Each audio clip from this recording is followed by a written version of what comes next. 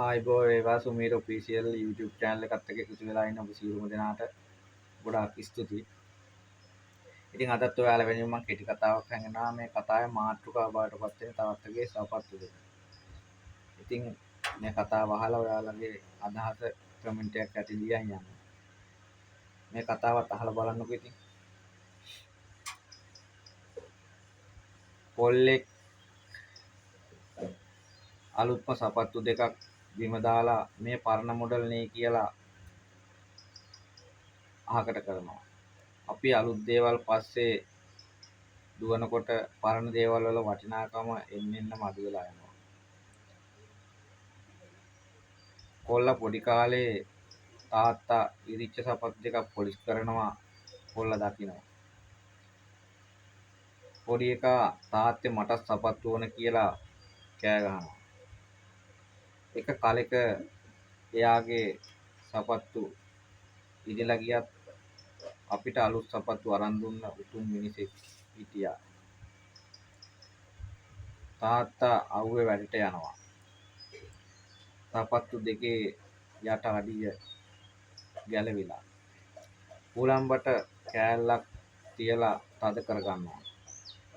එයා ඇවිද්දේ ඉරිච්ච සපත්තු දෙකකින්. ඒත් අපිව කවදාවත් ඉරලා වැටෙන්න දුන්නේ නැහැ. දැන් කොල්ලා ලොකු වෙලා තාත්තගේ පරණ සපත්තු දෙක අල්මාරියේ උඩ තියලා තියෙනවා. කොල්ලා ඒක අතට අරන් බලනවා. අද මගේ අල්මාරියේ සපත්තු පිරෙන්න තියෙනවා. ඒත් එයාගේ සපත්තු දෙකේ තරම් වටිනාකම දැන් තියෙන සපත්තු වල නැහැ කියලා කොල්ලට වැටහෙනවා.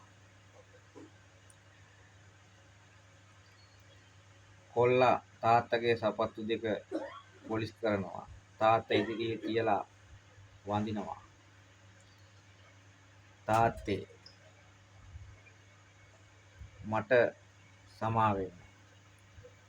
මම පරක් වුණාට අද මට තේරෙනවා ඔයාගේ සපත්තු වල හැම ඉරීමකම ලියවිලා තිබ්බේ මගේ ජීවිතේ.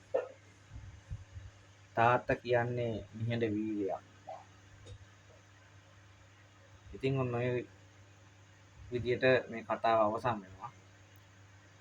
ඉතින් මම හැමෝටම ආරාධනා කරනවා මගේ YouTube channel එකත් එක්ක දිගටම රැඳිලා ඉන්න. මම එයාගේ වටිනා කෙටි කතාවල් ඔයාලට රැඟෙනවා. ඉතින් ඔයාලා කමෙන්ට් එකක් දාගෙන යන්න. ඔයාලගේ සපෝට් එක උපරිම දෙන්න. නැවත කෙටි කතාවකින් හමු වෙනකම් අදට මං ගිහිල්ලා එන්නම්.